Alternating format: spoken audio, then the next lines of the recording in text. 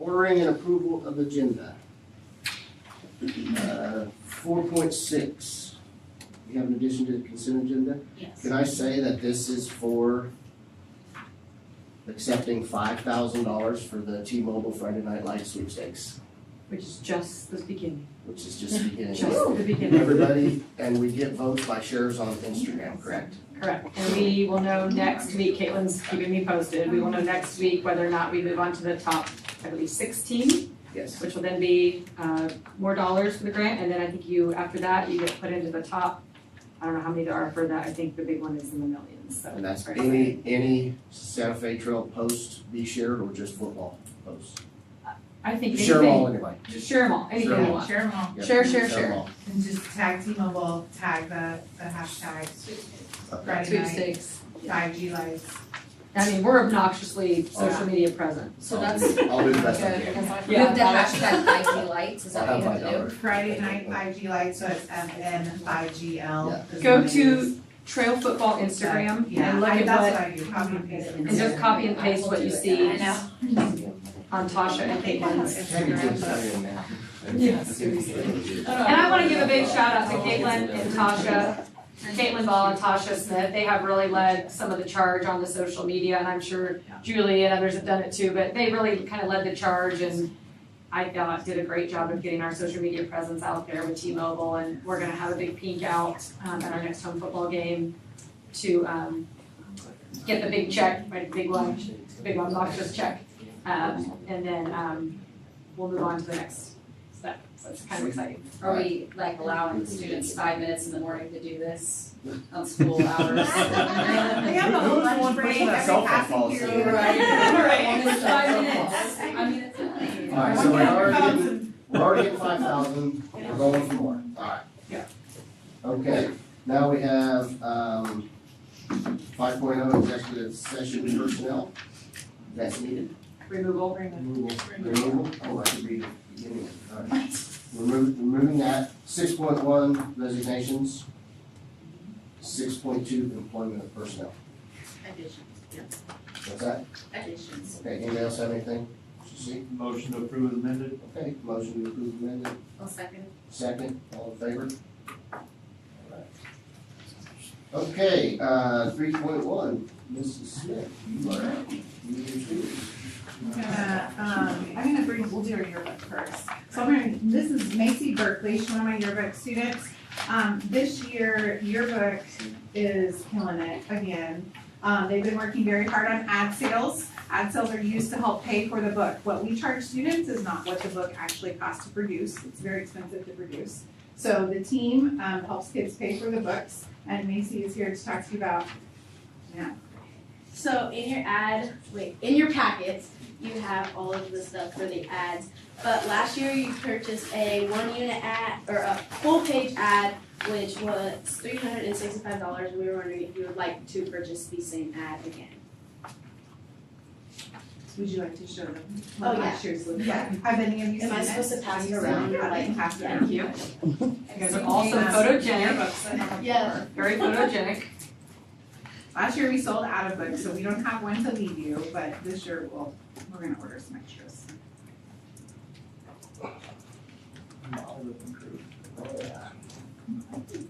What does this put the price for students if you guys meet your goal? They keep it at $50. $50? Yeah.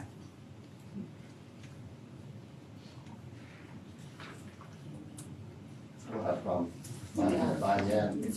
I guess, we do it. Motion for a full page? I'll make a motion for a full page, yeah. Okay, we have a motion I'll second. and a second, all in favor? Thank Good you. job. Thank you, and with that, we've set our goal, so thank you.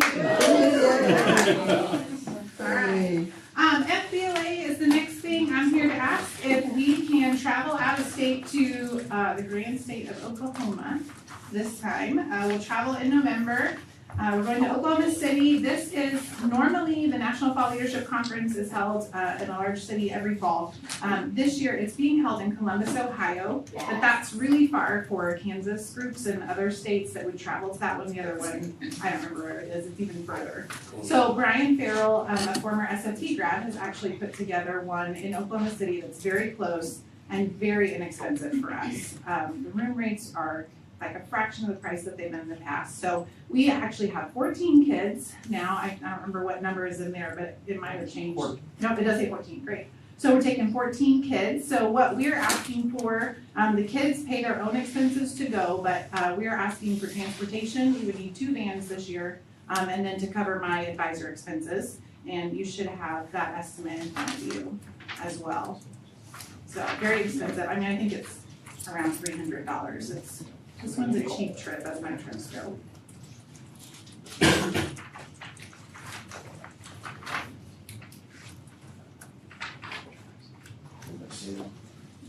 So the expenses, you're not asking for any expenses for the students, Nope. just for the advisor, around the Mhm. 287. Yeah. I'll make a motion. They'll have speakers, they'll do workshops like they normally do. Brian set up some great keynotes. They're gonna tour the Oklahoma Bombing Memorial Museum, and they'll get a private tour there of the archives. They're gonna have a survivor speak to them that day also that Brian has set up for them. So a lot of cool stuff. Yeah. It's a positive So- forum. I guess first I'll make a motion for them to travel out of state. And then The plans, yeah. I'll second the out-of-state travel. So you made a motion for the out-of-state travel, and you made a Second. second, okay, all in favor? And then, I'll make a motion to approve, paying for the advisor expenses. okay, so we have a motion there, And I'll second. and a second there, all in favor? Thank you. Great, thank you guys. Thank Appreciate you. it. All right, we're off to our next meeting.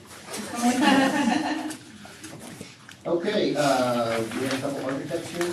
Yep. First up, we have Echelon Architecture and Design here to talk with you all about reorganization or reconfiguring our grade levels here with a programmatic study with some professionals to come in and look at our facilities and kind of tell us what we've got to work with. And then we're asking for a deliverable of options for our board to consider moving forward with our school district. So this is kind of an informal presentation, so if you want to start and kind of introduce who you are and what you guys do and what services you provide to schools, and then we can ask questions. Does that sound good? Perfect. Okay. Yeah, so I'm Miranda Burney. I'm the principal and owner of Echelon Architecture. We have an office in Independence, Kansas, and one in Overland Park. We have been doing a lot of work with schools the past few years, helping through facility assessments, bonds, and then just general construction projects. And so we have a lot of experience in the education market with rules, regulations, and everything that goes into, your buildings, how they're used, how they're best used, and then also up on, any kind of modern planning and programming that kind of helps with current technologies and everything within school districts. And so one of the things that, I know that you guys are looking at doing is consolidating some of your buildings into more usable space and getting to where, you don't have as much overhead. And so one thing that we've done for different school districts is gone in and looked with a group of engineers. So we bring in our MEP. If needed structural, I don't feel that might be needed on this project to start, but our MEP engineers to go through the efficiencies of your units. So the building might be structurally sound, but your units might be super inefficient, and the replacement of that might overshadow, the better programming that happens in a different building. And so there's a lot of different aspects that go into a project like you guys are asking for. And we have plenty of contractors that do, construction all the time. So they know those ins and outs, the helping with our cost estimating and pricing to be able to best give you some options to look at to be able to decide, the best way for you to consolidate from all your buildings down into, 3. So, like I said, we have the presentation. I see you all have our packet, and I don't want to go through it page by page by any means, and so I don't know you know, if you've had time to look through it or not, but, I will be happy to answer any questions that you have or further describe anything if you want me to. So we've had a building needs assessment. How or will you utilize any of that information to help either guide you or maybe reduce the cost to us? Yeah, so, I have a copy of your building needs assessment, and what we do is we're gonna take that assessment and, we take that information and we will assign values to that. So, you know, this building has all these issues with it, and we assign, you know, the cost estimate to what those issues would look like to get that building back up to working order and performing the best way for you. And so once we kind of have, that information on each building, then we can go through and say, okay, this building works the best for the programs that you're wanting to do, you know, for this type of facility. And so we'll utilize that information into our report and into our options to give you the best program and most cost-efficient option. But then also, like I said, you guys are wanting multiple options, and so we'll utilize that info to kind of help generate our cost estimates, but also to see, you know, if this building's got all the ADA issues, the fire alarm needs updated, there's no sprinkler system, you know, and if we start consolidating all these things, we're gonna have to upgrade all this, we can kind of eliminate buildings, and that assessment helps us draw those conclusions. So that's the campus plan assessment, basically, is what we'll start with. Yeah, and I gave them that, they've done business with DCS before. Yep. So they know that type of facility assessment that's been done, so I share that with them with, both companies, so they know that we've had that piece done. There's different phases of that project as well that can be done, which she's talking about, like the cost estimates, et cetera, and then, further phases if we choose to do something, And in our significant. packet, we actually have a section, we've completed that facility review packet, that's the same thing that you guys have had done in the past, we have completed that for quite a few schools, especially some schools here around your area. We did one for Burlingame just a few months back, and so we're very familiar with that facility assessment that you guys already have and what goes into that. We, like I said, we do work with DCS a lot, and then the engineering firm that did your assessment, so we have that knowledge to be able to pull from. And, you know, they did the work, they walked through the buildings, and so we would be pulling them into our team to be able to pick their brains and utilize the knowledge they've already provided to you guys. Have you ever, because like we have a pretty unique setup here with all the different buildings, have you ever done a project similar to our school district before? We've done campus plans and facility reviews to kind of help, you know, figure out how to make unused space within buildings more usable and to reformat the way that the buildings program works. So your answer exactly like yours, very similar to yours, yes, but the concept, we've done many of those kinds of projects before, so. Okay.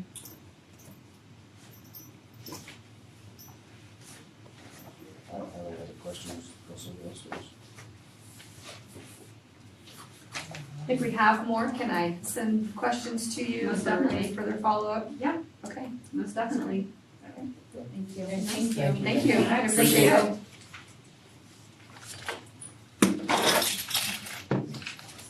Do you have any other questions? Yep, they're here. Okay. Sure, that's fine. Yeah, if that helps.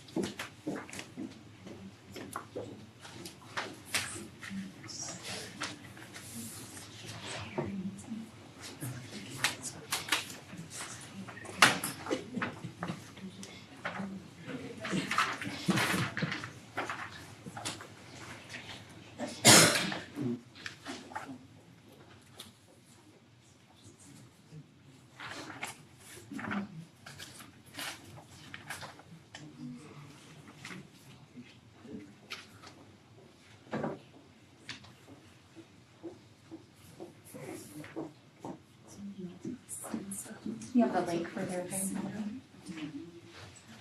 Hello, everyone.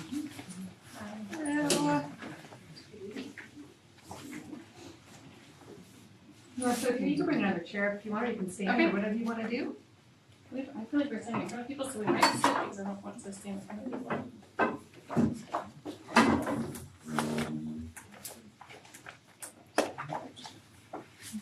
And how is the best way for us to advance slides? She can do that for you. Okay. Thank you. That work? Yeah. Thank you. Okay, we'll just say next. And I've got a little Oh, you clicker. got a clicker? Can we, is that okay with you? We put into your USB? Yeah, that's for you, I can label it.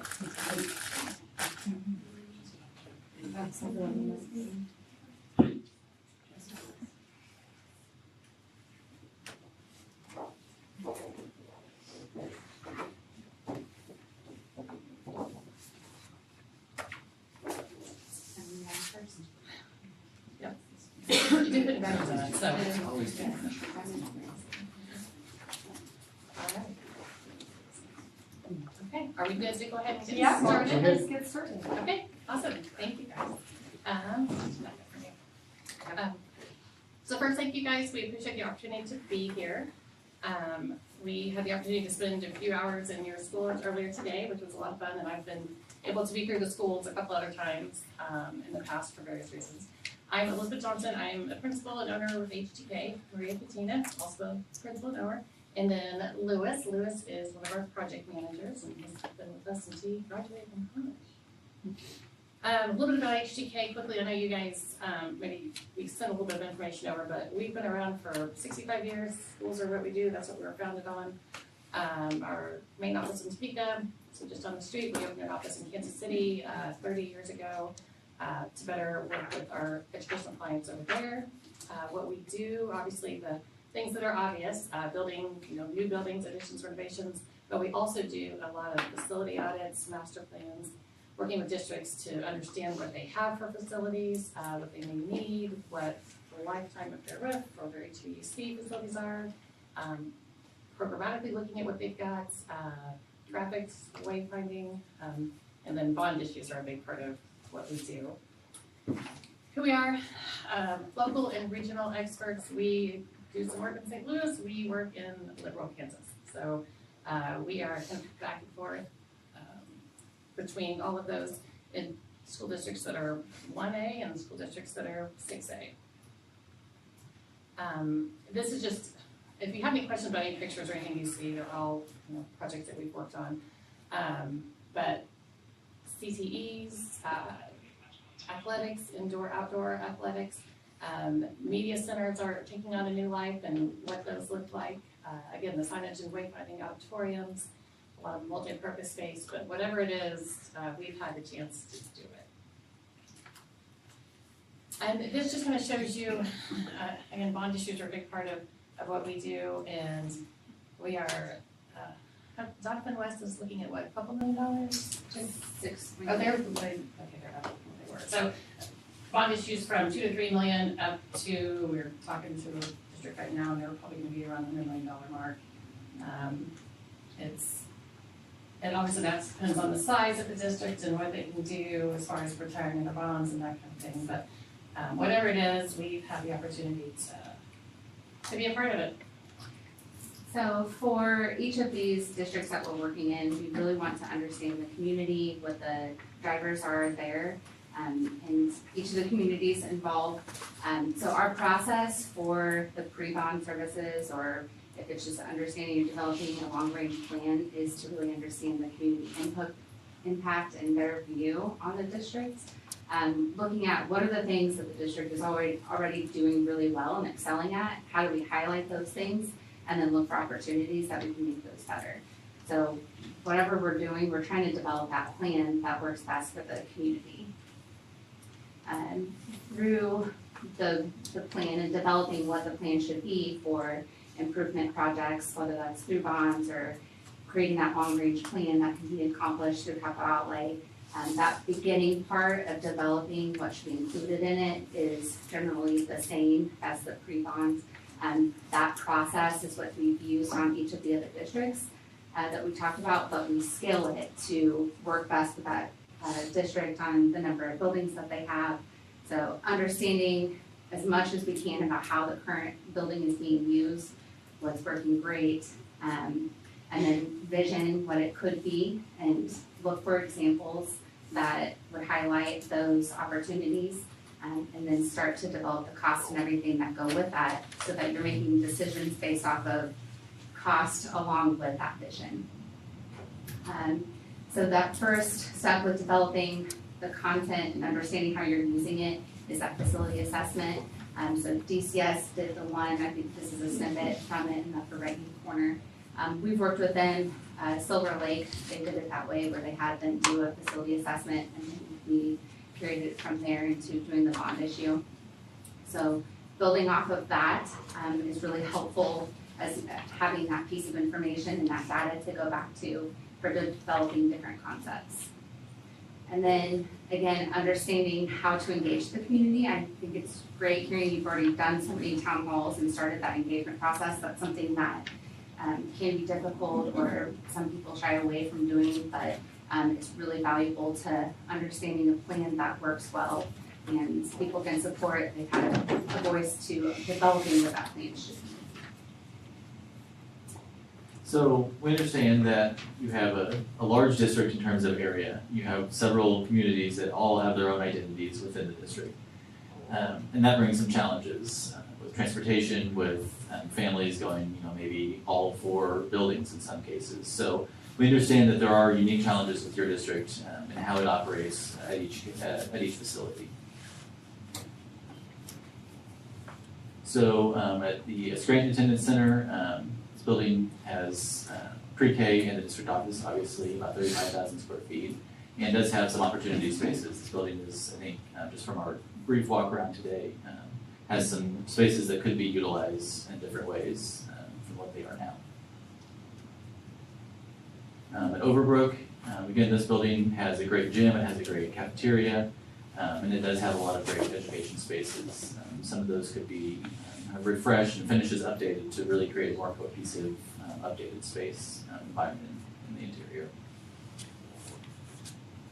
And then the Carbondale Attendance Center, it's, I think, maybe not square footage wise the largest, but it feels the largest. This building has the most academic type spaces, the most classrooms, and it really does have, I think, the most opportunity within the district to have some flexibility and start thinking kind of outside of the box of, if we start moving grades around, start doing different things, this building really has the space to do that. And then at the high school, again, it has a lot of really great spaces. The art classroom, the science classrooms, the fact classrooms, really all kind of those specials, those electives are really, really important and are really great spaces that we're seeing. And some of those kind of challenges that we saw, the interior walls don't all go up to the ceiling or the roof deck, so it causes some. I think with the science classrooms, there were fumes and things that were permeating throughout the building, and sound issues as well. So then, just kind of stepping back, this is a diagrams that we use when we're thinking kind of big picture as we start to move those pieces around and think about, could we move pre-K to one building and then free up space in another building to potentially kind of move those dominoes down and start to reorganize how the district is how the grades are all organized. And obviously, none of these are what we're suggesting or the right concepts, just kind of ways that we visualize how these moves can start to be made. Yeah, we're not saying pick one of these. No, it was interesting, talking with Faith, but also amongst each other about just what those different transitions were that you guys have and how the buildings are utilized and how programmatically you could maybe better utilize some things and offer some more resources to some of the students, and also financially. I mean, that's part of it too. As a school district, there's never enough money. And so trying to understand what will work best for your district and solve all those problems. And then, if you choose at some point to run a bond, I think that you have one that's coming off there in 2 years, if I remember correctly. That's a good time to get ahead of that and start thinking about looking at what that next bond issue is before that one rolls off. So you guys are getting ahead of things, which I think is great.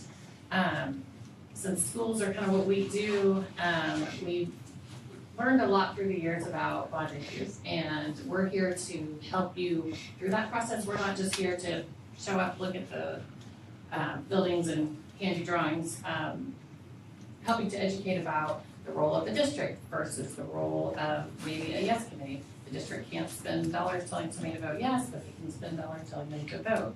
It's nice to have that committee that can go out and just push that positive message and talk about why this bond issue is so important.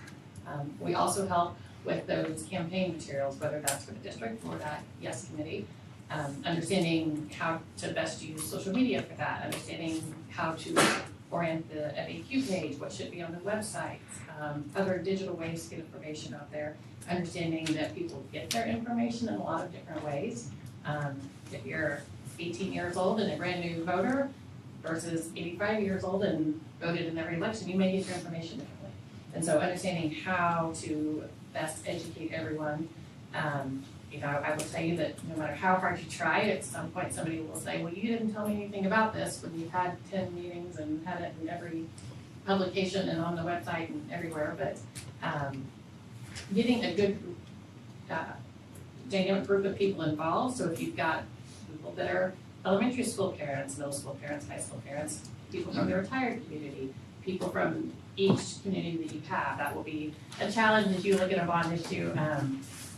We've worked with a lot of districts where there are multiple communities, and it can be a challenge because every community wants what's best for their community, and it makes sense, and you can't argue with that.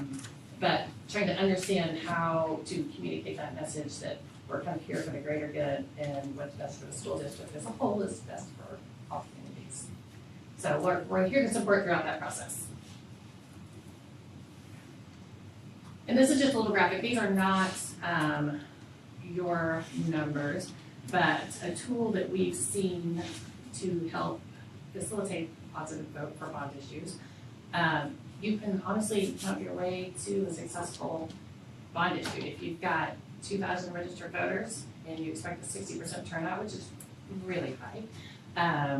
We've seen districts with 17, 20% voter turnout. That means you're gonna have 1,200 votes. So you need 601 votes to pass bond issue. So if you find 60 people to guarantee 10 votes plus one, then you're gonna be successful. And you can get voter registrations from the county clerk and just start highlighting your way to making sure you have those people out there to vote. And that's the biggest message. If you choose to go that direction. Voter apathy is generally why a bond issue fails. So stressing the importance of people actually getting out to vote. I tell a lot of districts, if you kind of went around and asked people and said, okay, this would be any tax impact you have, this is what the district would get out of this, would you support it? Most times they're gonna say yes, but whether or not they voted is key. So we can help through that process too.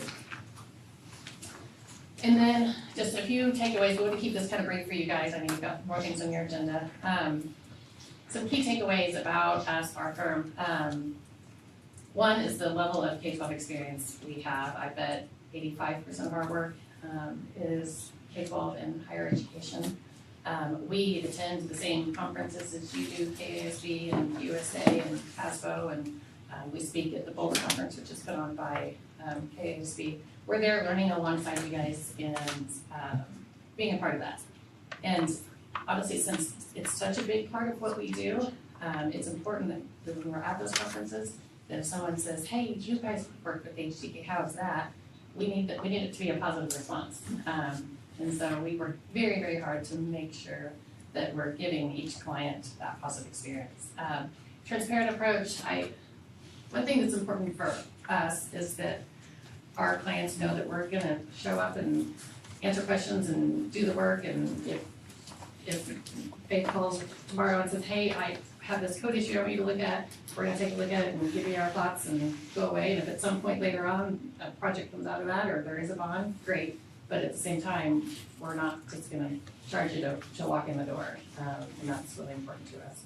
And again, that dedication, that goes back to making sure that we're doing a good job for our clients and they wanna have us back. And then my favorite thing is, I think it's a lot of fun. I think that you need to enjoy the people that you're working with. This is a long process. By the time you start to do that understanding, fact-finding, facilities audits, do the pre-bond, bond, construction. This is a very long-term relationship, so we wanna make sure that you enjoy who you're working with, and we are a lot of fun. These are just some fun pictures that we always like to throw in there, of fun things that we do with our staff every year. We get both offices together and make sure everybody is having a good time and bonding together. It's our experience is that if you enjoy your coworkers and you like them, you're gonna work harder for them, and that's only gonna benefit our clients. So with that, we will open up to questions from you guys. Thank you. Yeah. How long does the process take, I guess, from step one to getting options? How long can we expect that to take? Maria, she's the schedule lady. Right, yeah, and so I think that, we could put some options together and draw them up, and we can start talking about that, next week, like our first meeting, we could do that. I think we're gonna get more value out of it by doing a deeper dive into the programmatically how you're using each class, each classroom, like understanding like where you have spaces that are overutilized or underutilized or not utilized exactly in the right way. That helps us understand the spaces that you need and, where we can go one for one by grade level or where we need to, like that, you don't have a space that can easily transition into that. So that process going through each of the buildings, that's something that we can do a deeper dive into, meeting with the administrators and walking through. I see that being 2 days, getting through all of that, and then another 2 weeks to start develop those concepts. So I think in a month time, like we would have some solid plans that we've met with the staff at each building, that we can really have some teeth to those concepts and it's not just throwing ideas out on it. And that process can go as slow or as fast as you want to. Or it can also be spread out too. So I have just a quick question. So back to talking about the high school. Have you came across buildings like that before, like the older and all the issues and Yep. we don't have to tear it down and No. start anew and all that, so it's. Yeah, that's what was fun, like walking through it. We see so much potential in these spaces, like at the high school, like great trouser floor, and then. And it's all open, so you Yeah. have a lot of, you're not boxed in by an old school building where you can. Yeah. You would be surprised, there are many schools, including several pieces of the high school. When we walked in, we're like, we're familiar, because they were built at a certain time and that was how you were building buildings. And so we have dealt with spaces that are very, very similar. Yeah. Yeah, That always worries me. yeah, No, it's, and there, like they said, there's a lot of opportunity there too. Yeah. And sometimes it's hard to have that vision if you haven't done it. Yeah. But we've had the opportunity to see the before and after. And so you see what works and how the students are using it and how the teachers are teaching it. Thanks. What are we getting for the assessment confirmation? So some of that would be like understanding like what are cabinet heights in each building. So that was some, with each building being, the K-8 originally or at one time, like they have different countertop heights throughout the building in different locations. And so to be able to say like that room, we can just take that third grade room and make it eighth grade. Well, like understanding the cabinet height would be one thing as an example that would be helpful to know, like, okay, this also includes. You're gonna go verify that stuff. Right. Yeah. We're gonna, Dee does a great job, but what we do is definitely a way deeper dive. And start to look at things programmatically too. So the price or estimate that you got us, that includes everything that we talked about minus if we decided to go with a bond issue, that's not included in this price, right? Right. That includes the first month or so that we were talking. Oh, it's longer than a month. I think like, because once we develop these concepts of the attendance locations or grade level configurations, like, that'll take some time to go through and like, to validate, say, yes, that actually does work, or no, that doesn't work. And that first period of time that Maria spoke of is us coming in, taking a look at things, going back, doing our thing, and then we come back to you guys and you're gonna have more input. We're gonna go back again and do more. We're gonna put prices to things so that start to estimate all these things. Because many times you will have a part of this project that you think might be unattainable, like we would love to have this one thing, but there's no way. But when you see that price tag, you might be like, we can do that. There might be other things that you think you really want, you see that price tag and you have sticker shock, you say, no, we can get 4 other things over here. If we don't do this thing, we can certainly live without this thing. And so there'll be a lot more information that is developed. It's a lot more than a 1-month process, it's a several-month process to get to a point where you guys are starting to decide what you want to do. And some of that is possibly starting to work with the facilities committee or start to gather a facilities committee that can help narrow down what you guys want to do too. So it's definitely a much longer process. Stephanie? Thank you guys for coming. Yes, Thank yeah, you. appreciate it, thank you, very thorough, thank you, you guys did a lot of research. We had a lot of fun with this, Yeah. actually. Yeah, And thanks for calling and wanting to come in today, that was great. I know, but I appreciate that opportunity. It makes a big difference to see the schools in person and understand what you're talking about. It doesn't do you guys any good for us to show up and not understand what your schools are about. So we appreciate you accommodating us and letting us do No that. problem, no problem, happy to do it. Yeah, if you have any, if you go through this process, if you have any questions, you've got my number, or if anything comes up tonight, you can call me. I think the other thing I just want to say on, like, with the feed, when you're looking at that, it's hard to compare numbers because people's process and what's included is different, how much time it is, how much detail they go into is not always the same. It's like telling you what we think it's gonna cost to do, or just giving you a little piece of it, you know, that's a different. And the big, that's a good thing, right? The big piece of what we do, obviously, we need to look at facilities, we need to understand the roof, the HVAC, how old the carpet is, all of that. But the one thing that we do a lot differently than a lot of people is taking the time to really dive into that programmatic part of things, understanding how you guys are teaching, how you want to teach, and asking the right questions, because teachers are adaptable to the space around them. If they have taught in this space for X amount of time, they've figured out how to teach in this space. But are there other ways they want to be teaching? Are there other opportunities? Are there small group spaces?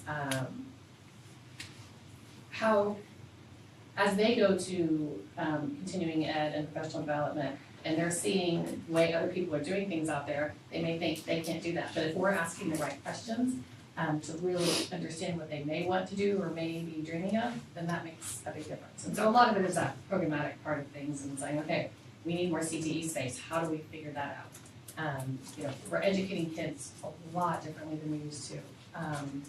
It used to be the single classroom and everybody's like, when a lot of us were in school, you're sitting there and staring up at someone talking to you in the front, and then you left. And that's not the way it is anymore. And we also are taking better care of our kids as far as social and emotional needs, SPED, understanding what resources students might need. And so it's interesting, we have schools that sometimes are declining in enrollment, but then they say that they need more space, and the patrons are like, wait a minute, you have this many less kids, you don't need more space. But they do, because we're teaching differently, there are more opportunities for kids, there are more resources, and those things all take up space. So those are some of the things that we'll look into too as part of that. And all of this, it's not like you have to write this check right away or anything like that. It's hourly not to exceed, and so it's, you know, if it doesn't take as long as what was estimated, then. Yeah, you're only paying for the time it's used. Yeah, that's it. Okay. Yeah, thank you. Thank you, yeah, thank you. Appreciate it. Alright, I'll be in touch with you. Okay, yeah, let me know if you have questions. Thank you. Okay.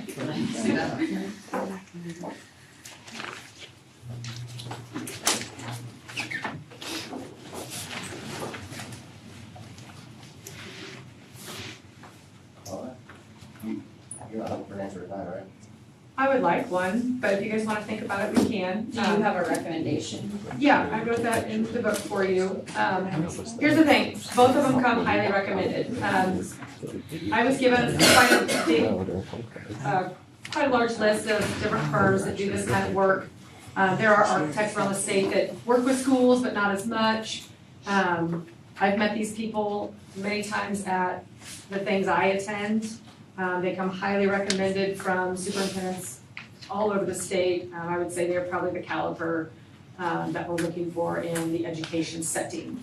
However, the other group too, Echelon, they work real closely with DCS and the engineers and the architect that worked on our facilities assessment, so I thought that was another good option to bring in front of you. These guys, I'm not gonna be displeased with either probably, I think they'll both be great. What I know about HTK, just from my time spent with them, is they want this work. They've made significant efforts to get to know our district already, even without me plugging them. They have called me, asked questions, wanted to see plans, wanted to come walk the buildings. I didn't ask them to do all that, they did. They've obviously dug into us already. I know they want our business, of course, they're a business and that's what they want, but they do this for a living. But I feel confident with both. My recommendation is HTK, mostly just because I've already built some relationships with them as well through the BOLD program I've done twice, and just their reputation with the superintendents that have shared great information and great just experiences with them. I've called a few of them, I actually talked to Mission Valley about them, and some other superintendents in the area that really enjoyed their time here, but they also did bonds with them too. So if we're not running the bond either, we can stop at this piece and make our decisions, and then we could do a long-range capital outlay plan and make decisions over time, or we could look into the bond falling off and what we could get with what we got, in bond dollars now, and what the value of those will be in a few years. Pay off the existing one we have, or let it roll off, whatever, however you want to do it. We have quite a few options, so, and we have time. I don't want you all to feel rushed into this either, so it is a big decision. But I think for the dollars that we saw presented tonight, I think the value, you can kind of see maybe a difference, if that. And I knew that was not going to be apples to apples based on what I think you're gonna get. But I was very impressed. Yeah, they did a very good job in their presentation. Neither one of them built the domes, did they? Do what? They did not build the domes. Neither one built the Nor do I domes, think did they they? build domes. I'm not there yet, so we can vote, but Okay, do you wanna wait? That's up to I'm you. probably the only one, so if I'm just one, we Sure. can go ahead and vote right now. That's up to you. I'm ready to vote. You guys ready to vote? Like I said, there's no rush. We can wait till next meeting or even down the road. If you guys have more questions for me, want me to get more information from them, aren't happy with pricing, want different things, I can do all that for you. So, we have the money set aside, is this something that we budgeted for? Yeah, Okay, Yeah. in this amount? yeah, Okay. we can afford that. I can also ask them like, hey, our board doesn't wanna spend more than this. I could go to them with that too and say, we really wanna go, we really wanna keep it under this dollar amount, and these are the deliverables we want this many options to come to us. Looks like they said easily they could just come to us and say, hey, based on floor plan, or based on plans and what we see, here's some options on where we think kids can fit, but I think they would go a lot deeper than that for us if we wanted them to, so it just depends on really what you want. I'm sure they can adjust the price fees based on what you guys really want from them and what you don't feel necessary. I want them to dive deep. I think we've done this several times where they've reconfigured and You wanna get It's right. not How many times are we gonna do it until it's right? so, and I don't think that we've ever gone this route anytime we've done the reconfiguration, right? No, I don't think so. I know we ran a bond, and I'm sure that bond went through a process similar with architects and construction management and all those things. I was not part of that, so I don't know who led that, if it was an architecture firm that led that or in conjunction with a construction management company, I don't. Was you here? For the domes. Yeah. How do they run And I don't know. That was a construction manager. Okay. They're the ones that No, and these guys do, a lot of these firms now do all that, they help with all that back end work, it takes a lot out of your guys' time and our time, and so I think that's an important piece if we do go the bond route. These companies run a lot of that stuff for us, which helps with the timeliness of us still having jobs and lives, because it can be all consuming, the bond, running the bonds can be all consuming, so. Yeah. What's that? I'm ready. Okay, yeah, go ahead. I'll make the motion to approve Yeah, these you're moving. TK architects for their proposal, or we got to do their configuration Okay, project. it's small. So, I'll second it. Okay, we got a motion, and a second, all in favor? I don't know. Yeah. Okay, that will take us to the consent agenda. Anybody have any questions on that? Motion to Talk approve. about $5,000, yeah. Yeah, what was that about? Okay, we got a motion to approve, I'll second it. and a second, all in favor? That brings us to, we moved 5.0, correct? Yeah. All right, we are at 6.0, personnel report. Do we need, That's up to you do guys. we need to? There's not a Does anybody Time on it, but need if you guys wanna chat about any of them,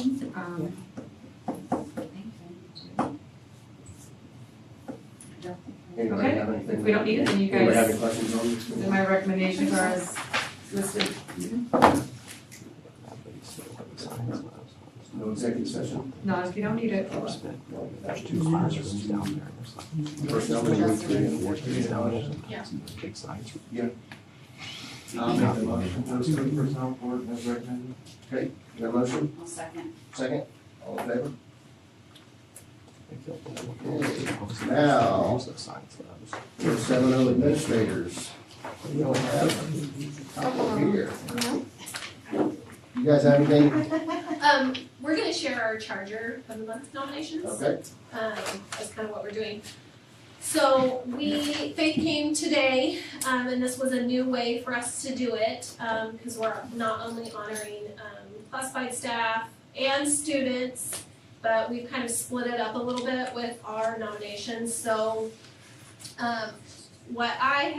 you wanna explain the changes to them really fast? Yes. I don't know if you watched my video today that explained the changes in Charger of the Month, but we tried to align it to how we do Charger of the Year, which last year we did a primary certified staff member, a secondary certified staff member, which we consider PK through 5, 6 through 12. So those two separate categories for certified staff. Certified as licensed teachers, counselors, social workers, those people. And then classified personnel, all the other support staff that we have in our district, from transportation to office management to food service, all the other support staff that we have. So that has a category, and then we did a category for students this year, which I'm very excited about. I think all of our buildings have always kind of done students of this or students of that, Gold Star students, students of the month, but we thought we would recognize them in this whole program as well. So we got PK through 3 is 1, 4 through 8, and then 9-12. So we added 3 students to the project. And then we are sponsoring with Carbondale Masonic Lodge, and they are donating $50 gift cards to each Charger winner each month. So that's quite a bit of money, but I thought that was a great recognition for them. And last year I gave them $25 kind of swag that our community donated. So I was happy that we had another group come in and say we'd love to recognize these, and I guess they do that throughout the state in different schools. So we have a local chapter in Carbondale that offered to do that for us. So very exciting. So you want to, Now that we you can announce Okay. yours. So I'm actually very excited. We had the classified member winner come from our building, and it was Jacob Burrell. We call him Mr. J. He's brand new. He's our SRO officer. And so for him to come in and make such like an impact in our building, like since August, I think speaks very highly. He works so closely with myself, with our social worker, with Maggie. He goes into all the classrooms. He's very present with the kids. He goes to recess with them because we don't really have passing periods. He does a great job. I also want to give a shout out to him at Overbrook PD because they have been really working to develop relationships with our kids as well. Eric just came in from Overbrook PD with Jacob and they did an announcement on Monday for the Halloween activities they're doing. They're gonna give, if students do a variety of like safety activities and turn that in, they can get like trick-or-treating in a patrol car for Halloween, so I thought that was pretty cool. And then if they go up to any police officer on duty and they ask them, or Mr. Jacob, and they ask them for like a safety tip or provide them with a safety tip, they've partnered with TJ's and they get a free ice cream cone. And so it's just been really great to see that interaction between our police department and our littles. So we are super excited to have him in the staff. You need to come and meet him. He's a phenomenal human being. So, and then our pre-K through 5 winner came from our building. It was a little kindergartner. Are we allowed to say student names? Yeah, I think so. Okay. Her name is Gracie Schreiner, and she was nominated from people in our building and outside of our building as well, from like someone who like saw her in the community, someone a staff member, but saw her in the community and things that she does, for being a kind and respectful student. We have a student with an exceptionality in our building, and she is his best friend. She holds his hand in pictures, she seeks him out, she makes him feel welcome, and it's just one of those things that like just warms your heart. And she also, for her, what speaks highly to her is we did just most respectful for our building from our staff, and she was also who was voted on for that. So that is just shining through with her. She's just a great little human being. So anyways, those were our chargers. CAC, our chargers of the month, so our certified staff member was Katie Dinas for the month of September. Was it September or October? September. Yeah, So we just giving them in October, so our September charger of the month. If you're ever at CAC, you're gonna see Katie somewhere, so she's involved in just about everything. New this year, she's our KAY sponsor. Just got the ball rolling on that last week. Also, intervention, she's, in charge of all of our interventionists downstairs and does a really good job with that whole program. Test coordinator, just about everything, so. golf coach. Golf coach, BLT, DLT, just almost every single thing she can be involved in, she is, so. And then our student staff, or our student charger of the month was a 7th grader, Elin Staub. Great representative of what it looks like to be a charger. Again, she's involved in a lot of student activities, just finished up volleyball and girls basketball right now, also involved in band as well, so. Good, great. Yeah. And so Katie won the primary, the PK through 5. Okay. And then, probably, because we don't have high school here. And then Julie Smith was our secondary teacher for September. She was our last year's secondary teacher of the year, so she got thrown right back into our first month of this. Obviously an exceptional educator, making a huge difference at the high school. She was so glad she came to work for us. So lots of shout outs for leadership, FBLA, mentoring kids, mentoring new teachers, just all the things she does. She's very involved. So we were happy to recognize her today. And then Brenda Perry happened to be in her classroom at the same time when we announced them. So they were both in the same classroom and I got to go in and see them. And Brenda Perry, you guys all know her as well, very involved student. A great friend to a lot of kids, good mentor, good role model, all the things. So it was fun to recognize both of them yesterday as well. So those are our chargers for September. We'll do some more in October. You guys have any questions? Love it. I think adding the kids was great. I like that. Yeah, I love that. I did too. Yeah. I do want to share one thing about Scranton. We did have our family night this week and did a cookout on the playground. Greg grilled hot dogs for everybody. He loved doing that. So Greg got to come in and grill hot dogs. We had tattoos that we were putting on and bubbles and chalk playground stuff and a book giveaway. But it was a fun night.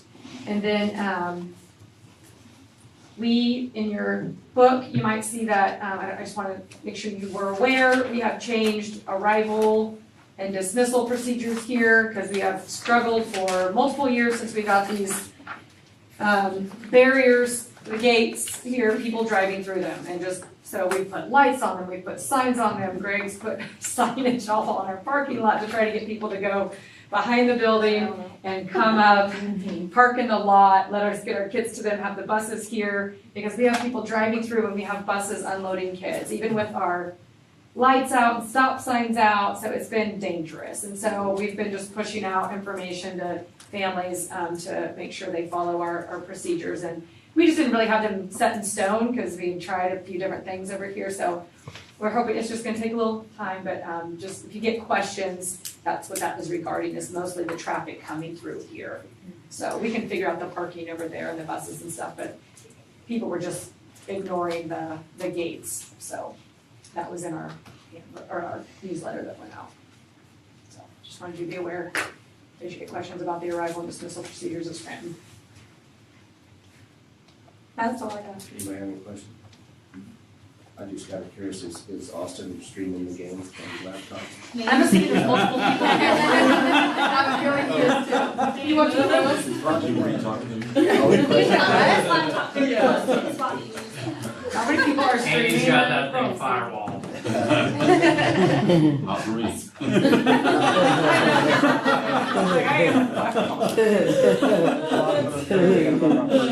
Oh my goodness. You just gotta tell me about it. All right, okay. Robbie, you're up. Almost full. Hello, everyone. So I have two things to talk with you about. I'll talk about the good, the savings, and then I'll ask for a bunch of money. So first thing first, we had a gentleman from MKC at the co-op in the state.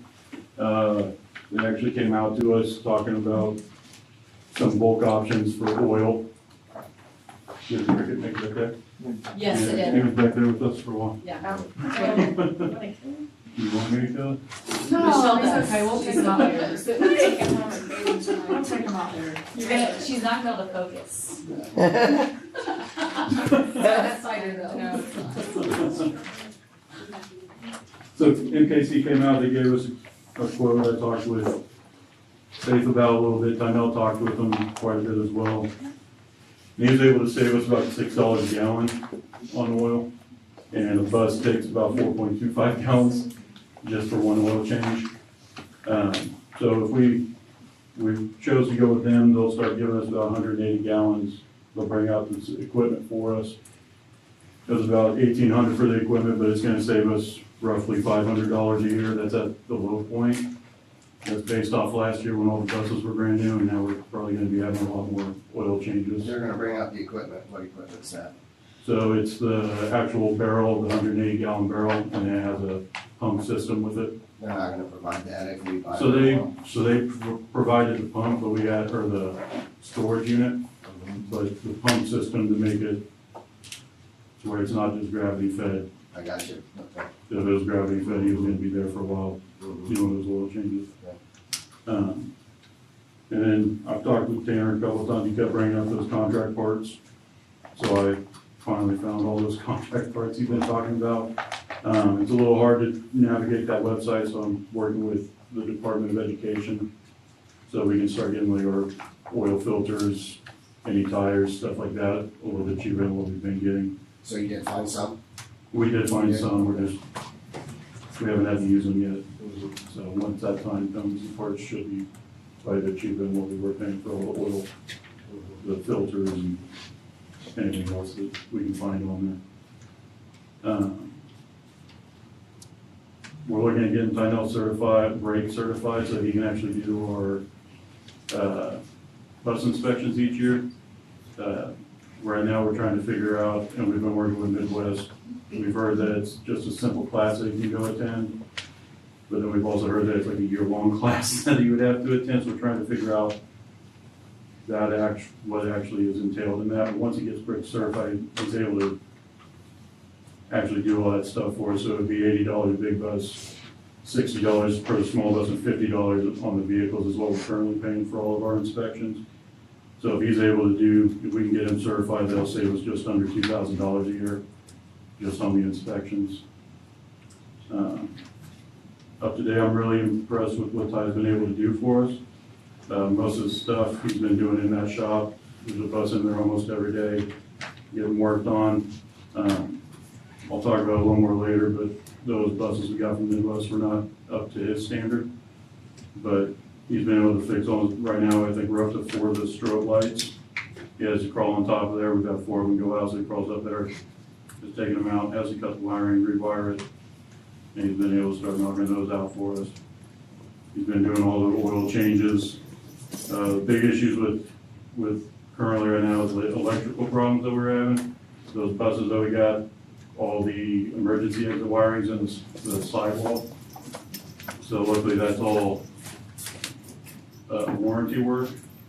But I'd say at least half of them, they'd be driving around on dirt roads and they hit one bump wrong and the alarms are going off and none of the windows or back door, none of those latches are loose. So we've been working on that.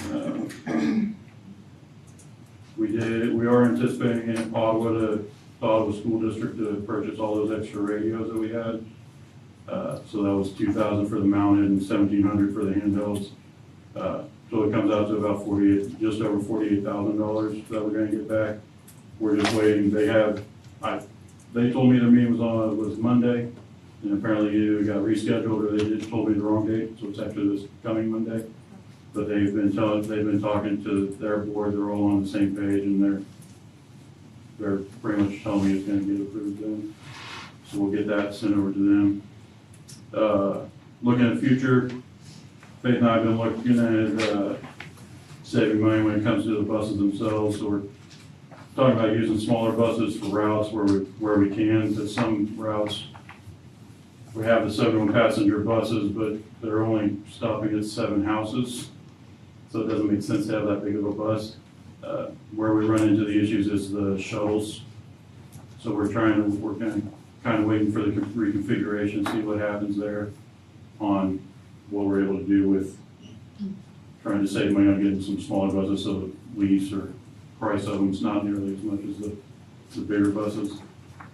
And then we've also been talking about, while it'd be money up front, we could still buy those buses that run on paved roads, so like our preschool buses, all the activity buses that we use, stuff like that, where it's not going through the dirt roads every single day. And then we're looking at 14 passenger buses instead of 26 passenger buses. We currently use those 26 passenger buses for any of our IEP routes, pre-K routes. Since taking over, we haven't needed a bus with that much capacity. They all could have fit on those 14 passenger buses. And then the nice thing with those 14 passengers is they don't require a CDL. So it also opens up our hiring pool to some of those people that may not want to get a CDL, but and those be a little bit cheaper than what those 26 passenger buses are too.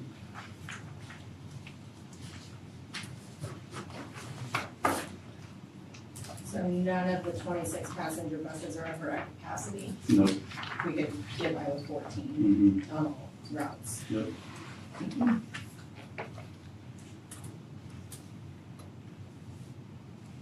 And with those, they can also be used for, like I've talked with Kyle and Chris, and those 14 passengers, they can also be used for activities. I know, I've always wondered why we didn't try to do that, but it makes sense. And I've talked with Chad before, and he wishes he would have asked for those instead of those vans as well, so. You wanna change all of them to 14 passenger? I would like to. What's that do on football way? Because you got more than 14 kids. So we would still have the bigger buses. Oh, I just thought you said you should change them all to 14. No, just just 26. We'll still have the 57 ones. Yeah. I misunderstood you. No, I'm trying to send 6. That wouldn't work. Put them in a trailer, grab them.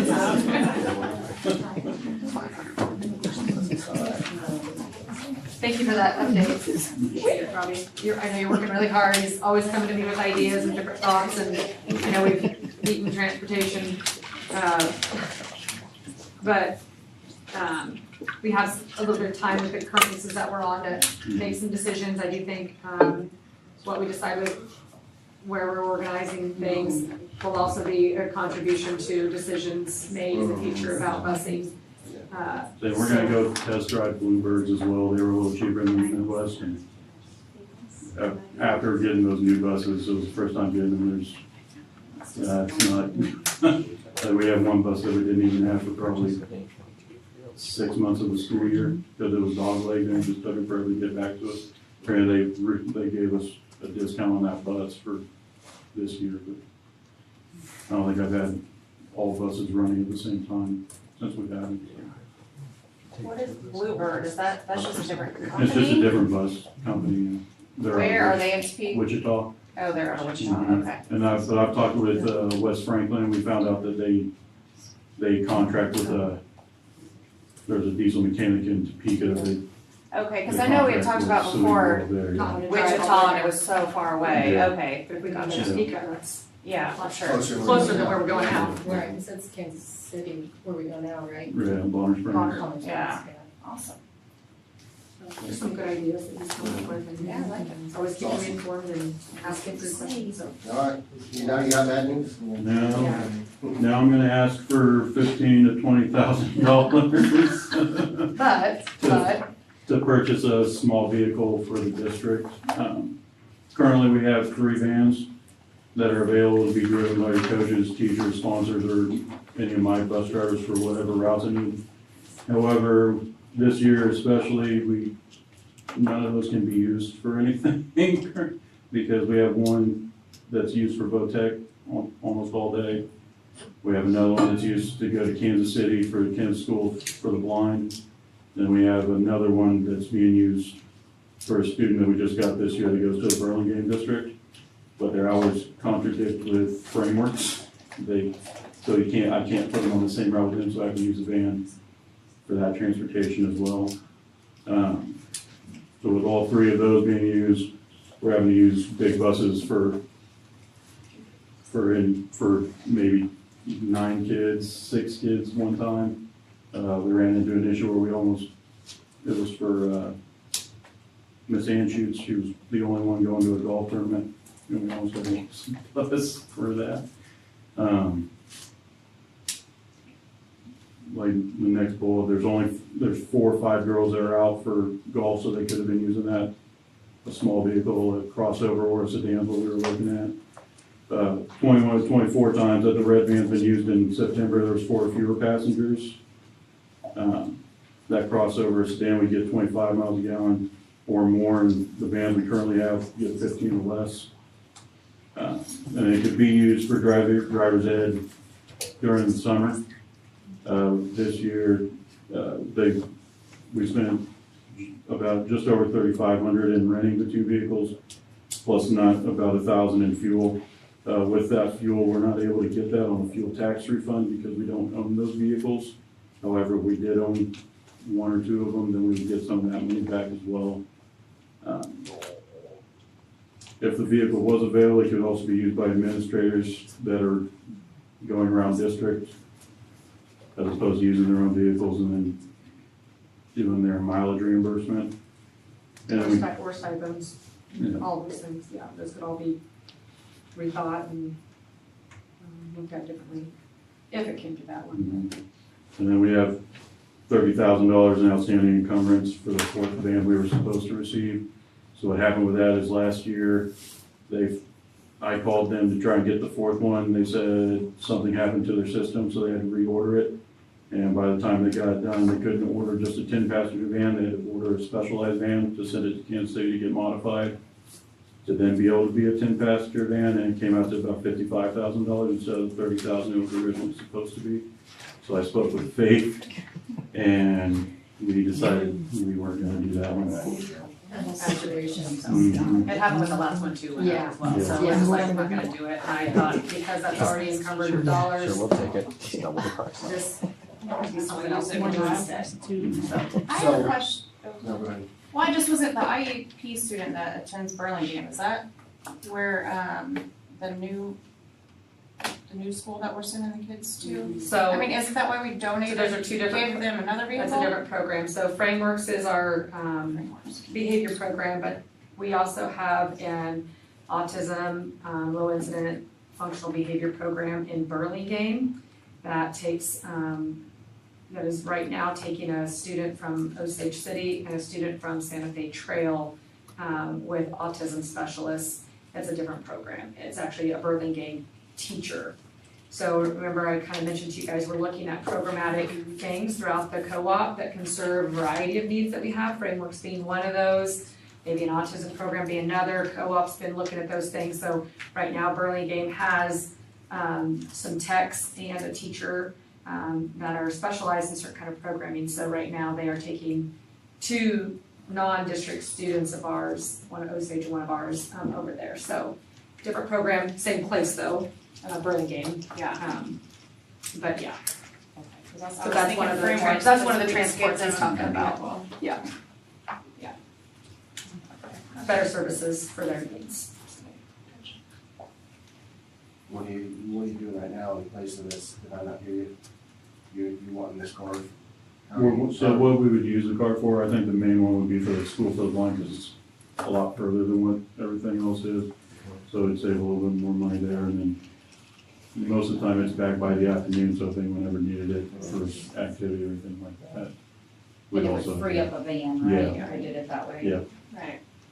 And this money's already sitting there, correct? We was wanting to add a van anyway. Yeah. Yeah. So either don't purchase a van or don't purchase this, or we could use that towards the encumbrance that we planned for, I don't know how many years it's been. 4 years, 3 years, it's been a long time. This is to purchase something new? Yeah. So Instead of the van. what I was looking That we're at, gonna we were looking at You mean like new? used, we were looking at used vehicles, Oh, you mean but they were yours? gonna be Oh, I was sorry. looking at under 50,000 miles. Yeah. That way we would still be able to use it for several years to come. Yeah, because we're driving to Kansas City 5 days a week, that's, Yeah. put some miles on it Yeah. pretty Yeah. quick. That's- But it's And either you on might- a van or a car. I mean, because our van's making the trip every day Yeah, it's now. making a trip now, so. A lot better gas mileage. And I If it's thought, back by the afternoons, and you can use it for girls golf or some. But if you have 4 girls golfing, you're gonna put 4 sets of golf clubs in the back That's of the what's sedan. gonna be my question. I mean, I don't know, Yeah. if we're gonna get a van, I understand the fuel mileage piece and the driver's ed piece, I think maybe some potential small savings, but I don't know, I'd be more concerned about a 5-passenger vehicle, how frequently we would use it for an activity or something like that versus run here real quick, run here real quick, but if we're I using. mean, we're one of the only districts I've seen that does not have a district vehicle that they use for a lot of these kind of auxiliary type things that come up all the time, whether that be students, or we got people going to PD, a group of 4 teachers going to PD, or we got, you could look at take 2 students here and yeah, so, I mean, Burlingame's got a, there. And St. Mary Brigade somewhere in there. We're getting everybody transported right now too, right? Just having to use a van. yeah, and So if we get buses this or- far, then we're just gonna have a or van sitting. buses. More buses. Or frees up a, It just frees up so we don't have to worry about How, using a big bus to transport so few students. Especially when we get closer to like wrestling is a big one, or volleyball could have been using it for some of the, like their varsity tournaments or something where they're not taking as many kids. how does it check out? Is that gonna be the same as the vans as far as the? Yeah, Or just from a junior high standpoint, one thing we have coming up is a KY conference. We're only sending 5 kids. And so, we don't wanna send them on a big giant bus if we don't have to. But you won't be able to get 5 plus a sponsor in a car though. You're still gonna take the But then they bus. have a van available though. Right, then the van's available. Versus, because the van is being used during the day, So you're talking about a 5-passenger vehicle then, right? Not like a yeah, third it'd row? be- yeah, and we've talked about like a crossover for things like golf for the golf clubs. Because then it actually has a hatchback to throw stuff in the back of it, but it's not we can look at a variety of different Like a types of car, yeah. vehicles based on, prices. I'd rather know what we're actually going to purchase before we include something. instead of just saying. I'd be Yeah. paying for an issue. And he wasn't, Or if we have, I mean, and we can bring the recommendation to you if he finds something. He just wanted to look into it, wanted to let you know he was gonna look into it and. if we have 30 in encumbrance, I'd like to get an all-wheel vehicle that you could drive to Kansas City. Rather than try to get something on the cheap. I mean, not that I wanna spend money, but when we bought the truck, we were intentional about, we need to have, obviously, if you're driving roads in the snow, you gotta have four-wheel drive, right? So. I mean, I see districts that have Suburbans, I see districts that have, you know, a variety of different kinds of vehicles for these kinds of needs, so, I got a Yukon SL you guys can buy. So say you buy a bigger vehicle, and that's gonna probably deter from that driver's ed piece too. It's true. The cheapest Yeah. SUV to buy. so we just really need to look at our, Useful if you could do golf with your we just have small groups of people You and see kids it going all all the the time, You see schools showing up stuff with like a Suburban, all the time, yeah, I do. so maybe not. Good luck. Good luck. Maybe in between the car and the van or something, I mean, do a little shopping. I like the idea, I like the idea. Yeah, I do too. I like it, and we have the money for it, so To me, that would be we more can find reasonable, something. I would think, yeah. The hard part is how do we expect them to find what we want used and then come back to us like, okay, we have it, oh, it's sold. And it's sold. Are we just asking for a general? Well, We got you could approve a specifications dollar on amount, you could approve it, we could do like an RFP for Yeah. some things and bring it to you guys and, I don't know, just think we can time it out, guys. we could, we could time it out, That's how I guys. was We can looking at figure it. it out. We can figure it out. There's I'll no wait until next We can figure month, that out. when that thing's gone. America's not run short of SUVs. We do have, so you have been shopping around though, and these are the price range you're finding? If we're okay with used, if we're wanting new, then we're, obviously it's gonna go up quite a bit. I mean, I know, even used vehicles are Mhm. expensive. And what's the lease on a 14-passenger bus? Now I'm waiting for so the way the busing system works is, since we work with Midwest right now, they'll build something and then they'll put it in the system for me so that I can compare it amongst all three companies. I am still waiting for them to do that. Do we have one from Bluebird or the others, or they have offer a 14-passenger bus? Yeah, Okay, so once it all comes in, okay. Check them all. And I'd be curious to see what that would be. I understand it's still paying more for fuel, but if it's a leased bus, then we're not assuming a liability of a 50,000 mile mark. Mhm. When are the leases up on? so you got 10 of them coming up, not next year, but the year after, Okay. and then 2 years after that. But we talked to them, cause didn't they agree too, that if we wanted to get out of the lease early, that they would do it since? Is that before you came on? we just did, we staggered those leases to get them on the same. Well, I know, but I remember we had such a big issue. We did How- we did a shorter expensive. lease, we did a shorter lease versus the, was it 10 years? No, I thought that the guy had agreed with us. Oh, yeah. That we wouldn't be penalized. That's, if we yeah, went over. that I did not. I think we got the 3-year lower reduced cost. Not as cheap as the 5, but we got the 3 lower because of the situation with the buses and stuff. I don't think we could get out. I thought we just got the 3 year. Yeah, we I got thought a we short could lease. break the lease without, okay. That was something. Yeah, no, I'd be curious to see what the bus, for a 14-passenger bus versus a van, and then what that looks like. So what do you want Robbie to bring to you? So you want a 14-passenger bus, estimate, and then some vehicle estimates. We could bring You're those. saying 14 bucks an hour or just? No, so like the other, in lieu of this, let's say if this isn't working, I mean, we were gonna get a van anyway, right? Why not lease a 14-passenger bus that we can have somebody hop in that doesn't need a CDL? You may still only get 15 mile a gallon drive one kid to Kansas City, but that also could haul girls to a junior varsity tournament in Wellsville and be available. Yeah. We want to change It it. opens things up for you as far as scheduling, probably. I don't know, I'm not against it so much as I can see a car being something that, where's it at? Versus a Yeah, bus. well, there's a lot, there are Are some. you really gonna go check private out a car, limitations. Faith? Are you really gonna go call Robbie to check out the card or run over to Carbondale and come back over here? I'm not gonna use the card. That's what I mean. No. But I think we got a lot of other needs besides just, Yeah, I think that's why he put that as a I think small we have, option. I think we have needs for another vehicle, but not a car to drive around the district. No, and I think he just put that on there as a, one of the Well, that's an options, I option, think yeah. there's, I just there's don't like see 10 any other reason things on for here this. that we could use it for. I'm thinking more, like he said, either 14-passenger bus or a. I don't think it'll be available for Carrie and I to Yeah. around the district. No. 6 or 8, whatever that number is, I don't know what they are. It won't be available for Carrie and I to around the district. Not for- Not, it won't. He will make sure of that. I wanna see it. Okay, That's what I have my Hyundai Sonata for, 2010. It's still going. It's burning oil, but it's going. all right, thank you, Robbie. Thanks, Robbie. We appreciate all the information. Great. Hey, you can't leave yet. That was an hour 20, you let us leave after an hour. Okay, district enrollment update. Okay, I found the typo already.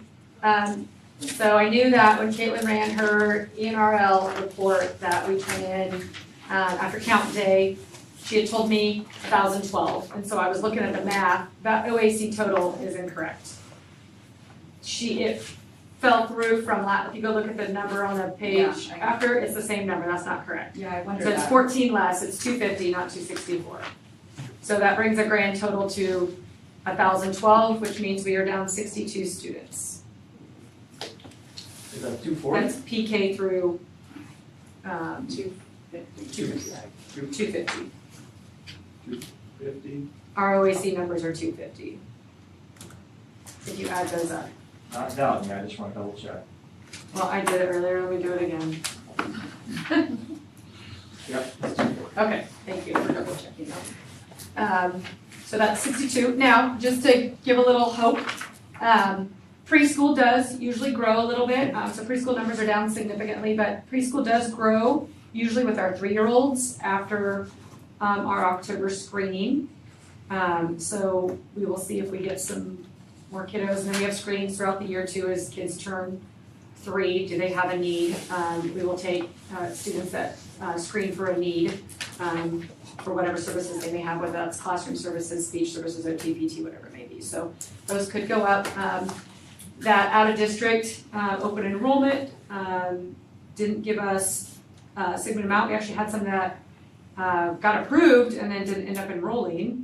So that did happen, and we didn't really kind of figure that out until we kind of ran numbers and stuff. But this is an unaudited report for you. We will get audited, and then we will have the actual numbers that we will then get funding for FTE. So I just wanted to kind of show you where we were at. This doesn't mean we won't get more kids coming in. We just won't get funding for them right now, but after count day. So How many, do we have a lot of out-of-district preschool kids? only staffs, Okay, or if they have older siblings that were already here. okay. Does that make sense? Yes. But otherwise, we don't take out of district for preschool. That unless was they're my I was staff. gonna say, I didn't think we did. No, not anymore. We haven't done that in quite a few years. Okay. Yeah.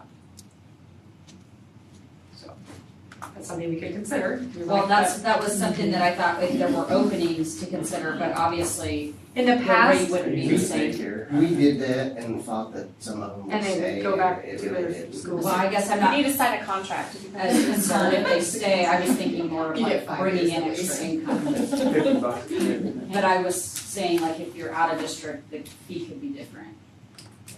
I just know that not a lot of districts offer the 3-year-old preschool, and I know that there's parents that are interested that live out of district, and so see, just an opportunity if our classrooms weren't. Yeah. If our enrollment was low. Yeah. Opening it up Yeah. to that. Yeah. But maybe that's not something we'll look at, I don't know. I'm for it, it gives more kids education too. Well, and we're always looking for ways to offset that preschool cost because Yeah. we don't get reimbursed all the way for. I mean, we'd have to charge a significant amount It'd be a lot. to make a difference, honestly. We'd have to charge We're talking about $1,000 for the year. Especially if we had to hire a teacher, Yeah. the numbers got so big, we have to watch that. There's parents that pay $100 to $200. Oh, yeah, I know, I'm not saying we couldn't charge that kind of tuition, I just don't know if they do that for a half-day program that doesn't serve lunch, that doesn't. If we had an all-day program that we did some of those other things maybe, which we can, I talked to preschool about, those kinds of things too, so. There's parents that take their kids to Prince of Peace and for a half day. Yeah. They're pretty close. Yeah. So, I don't know, just a thought. Not opposed, no. Okay, 93, negotiated agreement and classified handbook amendment. Yes, Kaylee wrote some information up for you there in your book that you should be able to read on, the changes we, by statute have to change. All we're doing is changing, some of the language that was in here, the vested procedures and that timeline there. We ran it by NEA. Kaylee been working with Allison Folger on this. What they gave to us, we sent to our financial company and they didn't get us back to us just recently that we had to make these changes. So that's why this amendment needs to happen. So it's not gonna be, it's actually gonna be better for the employee, but it's not gonna detrimentally impact us and our contributions either. So it's still what it is, but we had to change some of the language in here as well as this vested little timeline down here that you see in those boxes. So we just need approval for that to be amended to the negotiated agreement and to the classified handbook. But otherwise, it's still great. It's actually, this is better than what was actually first presented, so. Make a motion to make the necessary adjustments to the negotiated agreement and the classified handbook. A second.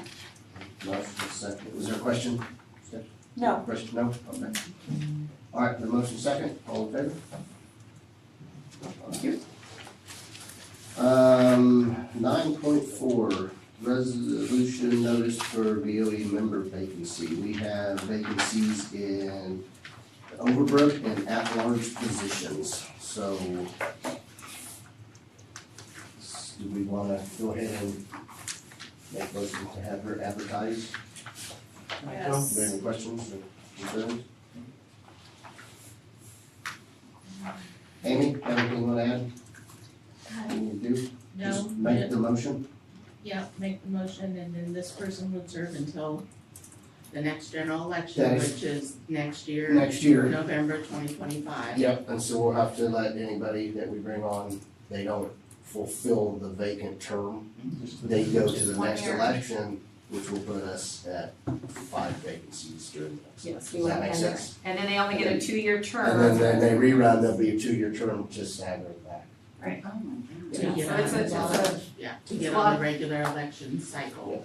Don't have Their to serve terms would have been up November. Because there's like 3 years left. on these Yeah, vacancies, so- right. So, anyway, just so you understand, that's how that works. Please tell us what the score is. 1-0 New York. 1-0 New York. 2-0 New York. So we can let them know too, in the, First game. if you guys want to fill these, so you need to make a resolution that you wanna fill these. And then she will put them in the paper for us on, next Thursday, Well, it'll be next Thursday. next Thursday, and then then, next month, next meeting, Right, there's a 15, you cannot appoint anyone until 15 days after it appears in the paper, which I think is Friday, November 1st. Right. And so then my suggestion was November 3rd, because that goes through Sunday. And if I had application letters, then we're right into board prep week for your November meeting. So those letters would be included in your board book, right for the November meeting. okay. Is that all, do they need to go down like to the courthouse and do that stuff too? Okay, just apply through you. you swear, you'll swear them in right here. Yes, right there, I'll appoint them and I'll swear them in. Yeah, I think we need to fill them. I would like to fill, Yeah, I do. And then we had some examples in here of what you guys used last time for, questions that they came prepared with. And and then, those won't be published if somebody, correct, so if somebody is interested, we will make sure that they have yeah. those she will questions, and everybody that's interested can get those Yeah. questions, so they can.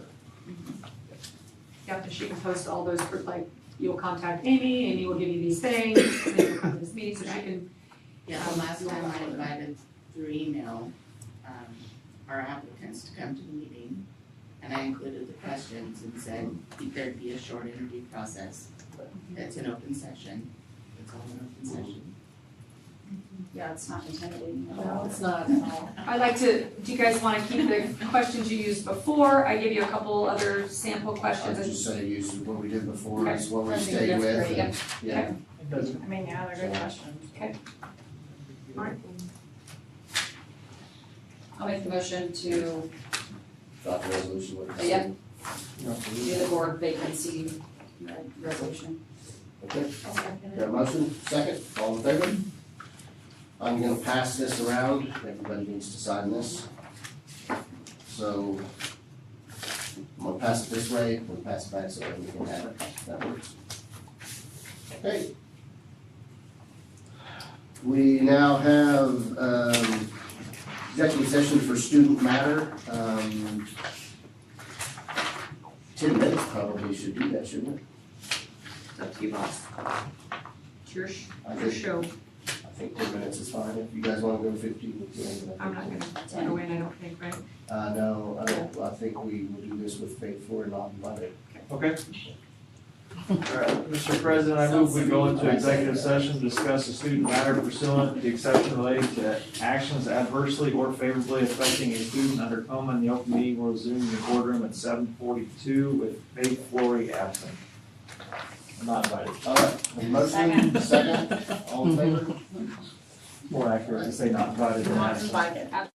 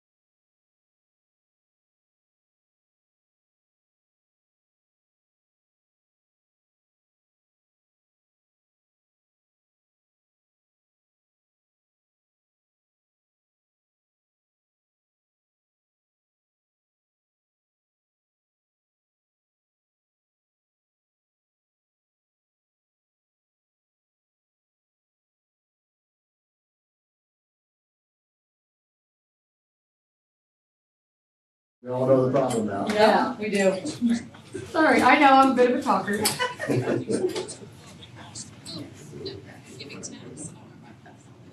Okay, how's my track going? The whole thing. I just, Let's go there. That's a lot of to heading, I got burned last time I had to read the big one. right, Maybe you should have to read that. right. Okay, I'd like to make a motion now, therefore it be resolved that the findings and conclusion of the appellate hearing officer be adopted by the board and that the extended term suspension of student is not a. okay, we have a motion, I'll second. second, all in favor? Right. Everybody, Michelle, the cricket's coming. everybody sign please before you leave tonight, On the thing. or Amy will Yes, hunt sir. down. Oh, this is. Okay, 3 Lakes, we do not meet till Monday, so Did you add that as one of the requirements? what's that? Oh, wait, yeah, Questions? no kidding. Well, you serve 3 Lakes. That's not a well, that's not a well. Yes, can you add that? And that is a question. Okay, so yeah, no thing, I try to do a good job. I have, just real quick, had a suggestion. Apparently, we've had some community members have a hard time getting up into the bleachers because there's no handrails once you get to the bleachers. Just, Kyle's already on it, oh, okay, Kyle's on it, yeah. awesome. At the football field. Mhm. Yes, Okay. yeah, okay. We actually need them in Carbondale's gym as well, right, Austin? Also, there's a couple lights out of football. There field. there was two, I think. There's two. Please let There's Mr. two. Please let Mr. Also, Yeah. there's Chris one isn't out in the even dome. I know Chris is active on the lights. You can text him and clarify. He likes to get texted about every home game, if you can just let him Yeah, we know. all give him one, No. a little. He actually pointed to one out in the dome last night. I'm like, oh, I didn't even see that one. All right, anybody got anything else? Oh, Mr. Black, I have a superintendent council 3 Lakes report to give you. So we met today, so I'll give you what we talked about And we today, meet Monday. and then you need, yeah. Okay. Okay. Perfect, we're adjourned. Perfect. That's okay. You say you went. What if I did, what if I did 5?